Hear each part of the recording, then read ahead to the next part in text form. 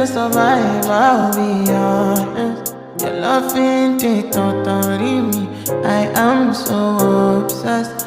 I want to chop your kwabi. Ule, nobody dey make me she.